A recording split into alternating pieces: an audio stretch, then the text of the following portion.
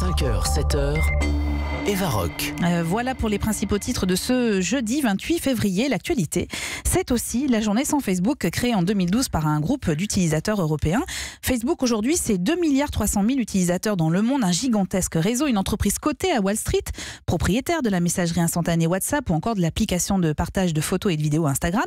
Mais Facebook, c'est aussi une série de scandales, notamment liés à la gestion des données personnelles. Bonjour Thomas Fauré. Bonjour Eva Rock. Merci d'être en direct avec nous ce matin sur Europe 1. Vous êtes entrepreneur, créateur d'un réseau social, Waller, auteur d'un livre intitulé Transmettez aux éditions Baudelaire et un farouche opposant à Facebook.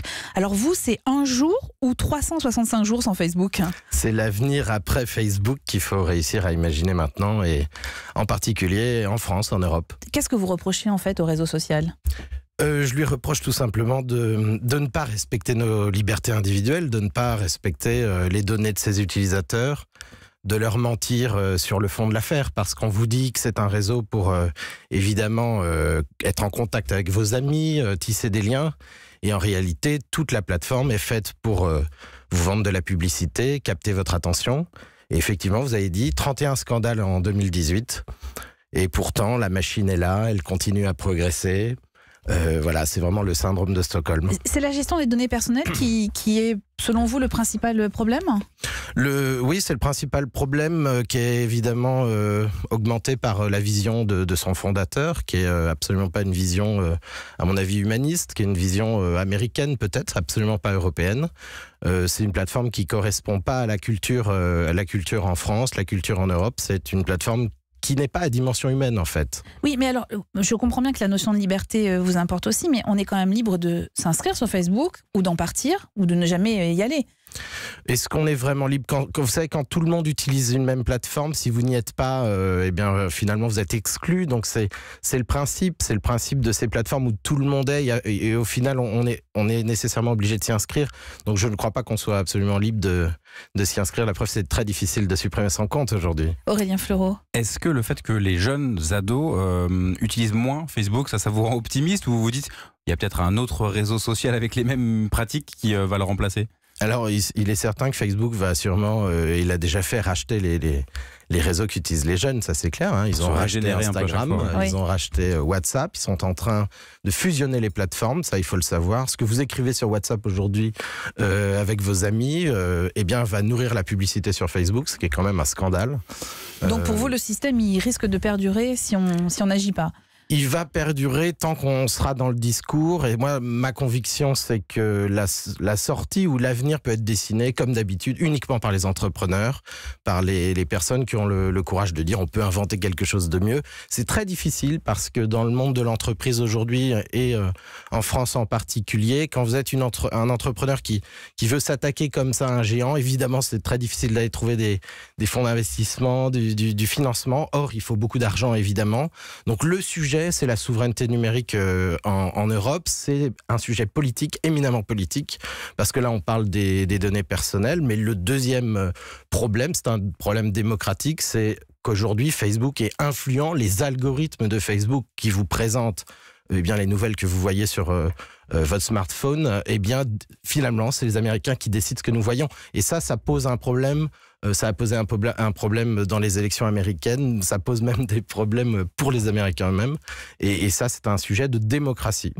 Thomas Fauré, vous êtes créateur d'un réseau social qui s'appelle Waller. Comment condamner un réseau d'un côté pour en créer un autre de l'autre côté? C'est parce que vous n'avez pas la même philosophie dans la conception de ce réseau ? Moi, j'ai créé Waller parce qu'au départ, Facebook, honnêtement, c'était formidable. Et que la technologie des réseaux sociaux, c'est la technologie qui finalement est la technologie d'Internet, c'est la même chose. Et donc je peux être qu'enthousiaste par rapport à ces sujets. Oui, vous ne prenez pas la déconnexion totale. Non, pas du tout. Oui. Je prône simplement l'avenir, c'est-à-dire que bien sûr, on a vu ces premières plateformes de réseaux sociaux, elles ne vont pas durer éternellement. À un moment, tout le monde se rendra compte que toute notre attention est captée, que c'est pas forcément bon pour nous. Et moi, mon action, c'est de pouvoir créer, en fait, la deuxième étape. C'est-à-dire sur une technologie qui est un peu similaire, mais avec des fondements bien différents. Sur Waller, c'est la protection des datas avant tout, la protection de l'usage, redonner simplement le contrôle aux gens sur ce qu'ils font, savoir à qui ils s'adressent. C'est des choses qui peuvent paraître absolument mineur. Concrètement, vous pouvez nous expliquer comment ça fonctionne votre réseau social? En fait, c'est par petits cercles, c'est ça. Je communique avec mes amis, mais les gens que je connais vraiment, ma famille, les gens du travail, c'est ça? Alors, c'est pas forcément des petits. Alors, on appelle ça des sphères. Donc, l'idée de Waller, c'est chaque personne, chaque utilisateur peut créer ses propres réseaux sociaux privés, sécurisés.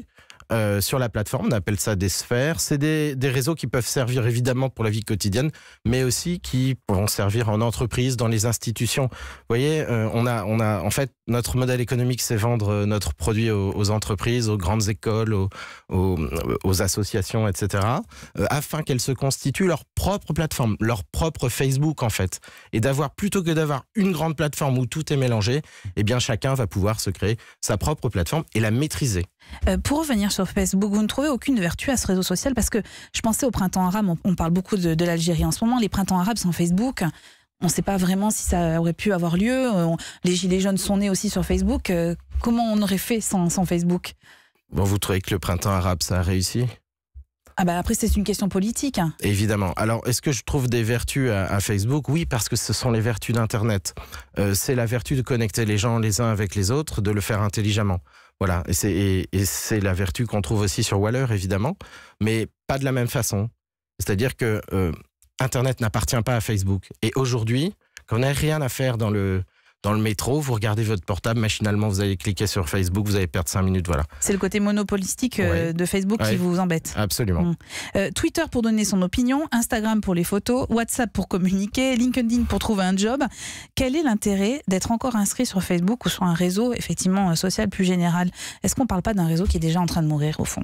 Oui, il n'y a plus aucun intérêt d'être évidemment connecté à Facebook, ça c'est clair. Moi j'ai supprimé mon compte l'année dernière lorsqu'il y a eu les scandales. Bon, on peut vivre autrement. Il y a beaucoup d'outils technologiques qui existent. Il y en a chaque jour qui naissent.